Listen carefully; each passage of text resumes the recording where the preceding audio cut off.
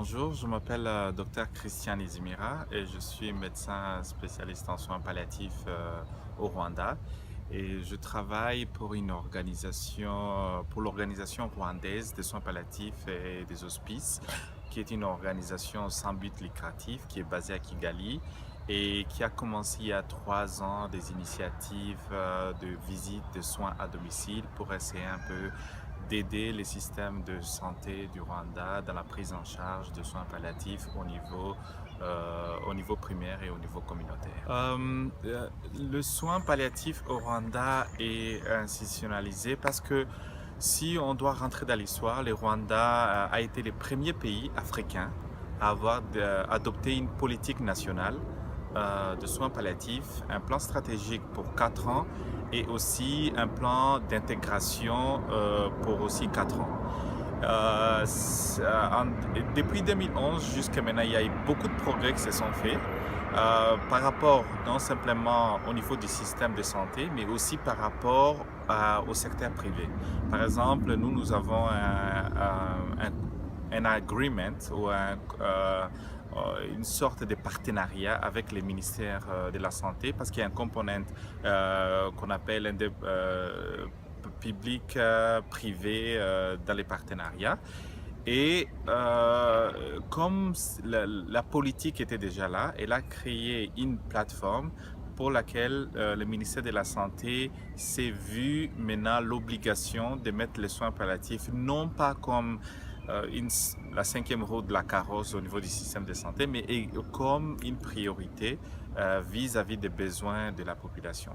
Alors, dans ces partenariats, le ministère de la Santé nous aide parce qu'elle nous donne maintenant un certain espace de travail et aussi de pouvoir échanger les expériences, de pouvoir aussi utiliser notre expertise pour mieux intégrer l'aspect soins palliatifs au niveau soins de santé primaire, mais aussi de continuer à faire les plaidoyers, d'être toujours la voix de sans voix, pour lesquels on est obligé tout le temps d'être à la ligne de front et pour permettre à ces patients et à leurs familles d'avoir accès à cela.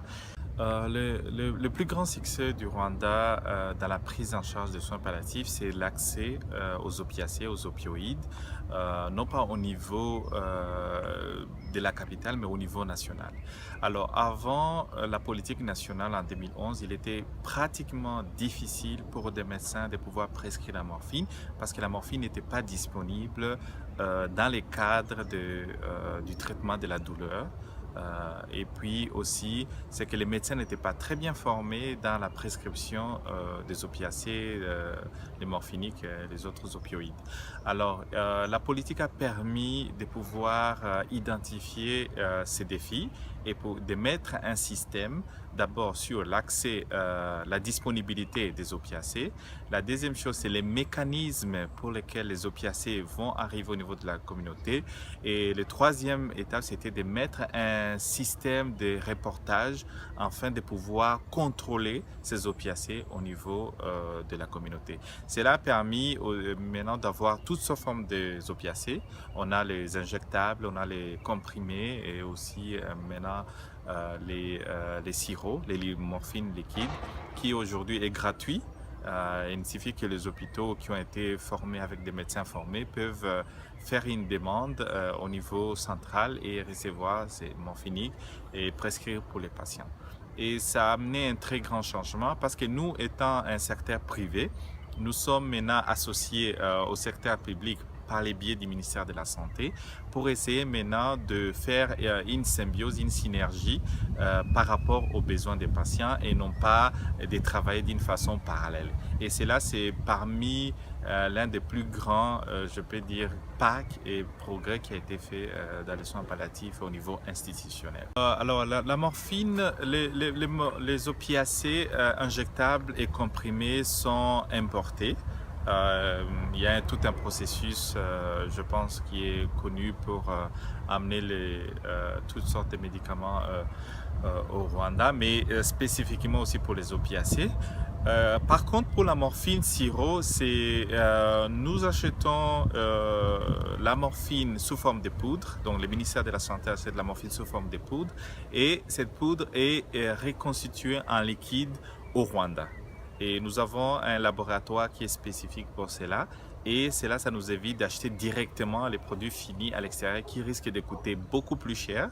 Mais en achetant la poudre, il est beaucoup plus facile de reconstituer au Rwanda et par rapport à la demande. Parce que ça ne sert à rien de reconstituer, par exemple, des 1000 bouteilles alors qu'il n'y a que peut-être très peu de médecins qui arrivent à prescrire. Donc, par rapport à la demande, par rapport aussi à l'éducation, on arrive à reconstituer la morphine et à disponibiliser aussi par rapport à la demande des patients aussi, ce qui est une chose aussi primordiale dans ça. En 2012, le Rwanda a commencé, je peux dire, une campagne pour éduquer les soins palliatifs au niveau de tous les systèmes. Et le soin palliatif a commencé dans un hôpital de district, l'hôpital de Kibagabaga. C'est un hôpital de district qui a été, dont l'actuelle ministre de la Santé aujourd'hui était la directrice de cet hôpital. Et c'est elle qui a commencé à initier un peu le concept de soins palliatifs pour les enfants, parce que c'est une pédiatre. Et c'est par ce travail que nous avons été inspirés pour commencer les soins palliatifs pour les adultes au niveau des districts. Et alors, à ce moment-là, nous avions fait une formation des personnels soignants pluridisciplinaires au niveau de l'hôpital. Nous avons fait aussi une formation de 2 infirmiers par centre de santé qui se trouvent dans la zone de circonscription de l'hôpital de Kibagabaga. Et puis aussi, nous avons pu faire une sensibilisation, une petite formation des agents de santé communautaire. On a pris un agent de santé communautaire par village et on a pu faire une formation de 481 agents de santé communautaire. Alors, nous avions créé un petit réseau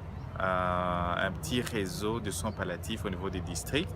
Et au niveau du ministère de la Santé, cela a contribué à pouvoir développer maintenant un programme beaucoup plus national. Et aussi avec l'aide du ministère de la Santé, la formation a été faite au niveau primaire, tertiaire, secondaire et tertiaire. Et aujourd'hui, il y a même au niveau de la communauté des personnes spécifiquement formées pour identifier les patients au niveau de la communauté, mais aussi pour aider ces patients dans la prise en charge de soins palliatifs. C'est quelque chose de, je peux dire, d'extraordinaire parce que ça permet facilement des patients de pouvoir quitter l'hôpital pour aller au niveau de la communauté. Le système de santé rwandais, c'est un système a une approche systémique en forme de pyramide. Le patient, pyramide renversée dont les patients est les sommets. Alors les patients au niveau de la communauté, par exemple, aujourd'hui peut sentir des malaises, des changements au niveau de son aspect physique. Et à ce moment-là, il va au niveau des centres de santé.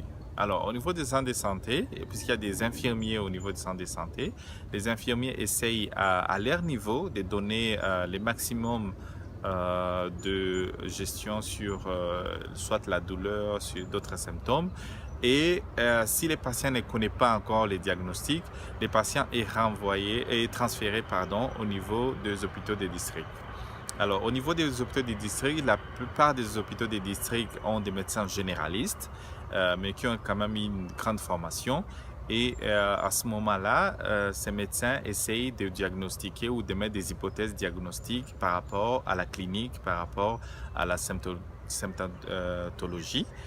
Et pour plus d'examens, les médecins de district essayent aussi à transférer les patients au niveau des hôpitaux, des CHU, pour maintenant plus de diagnostics et aussi préciser aussi quels sont les moyens de traitement.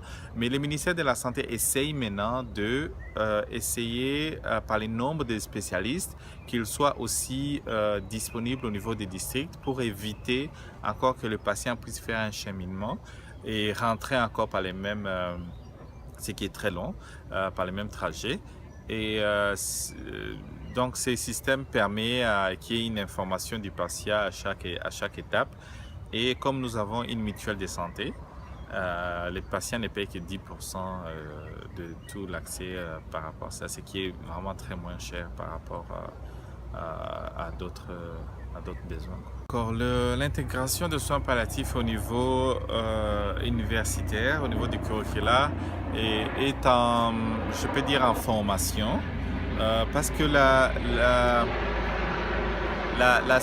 formation reçue par les médecins au niveau de la faculté de médecine reste, pour les soins palliatifs, reste plus ou moins basique, mais n'est pas spécifique.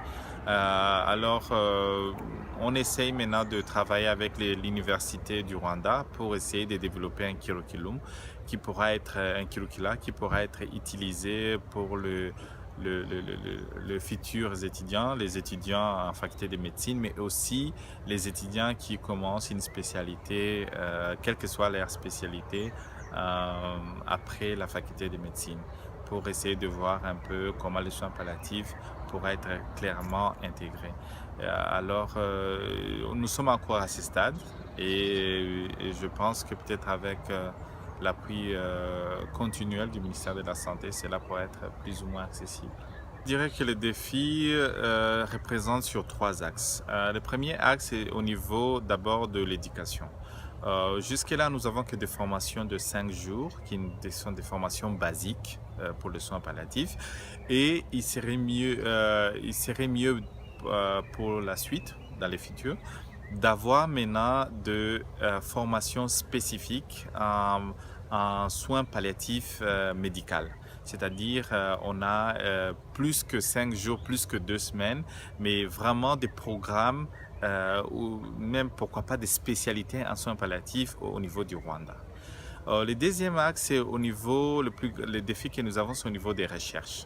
On ne peut pas changer la mentalité existante sans des évidences, au niveau de la recherche. On a besoin que la recherche en soins palliatifs puisse se développer et que cela permette aux médecins, aux infirmiers et pourquoi pas le ministère de la Santé aussi, de pouvoir réadapter par rapport au dynamisme des besoins qui se font au niveau de la population.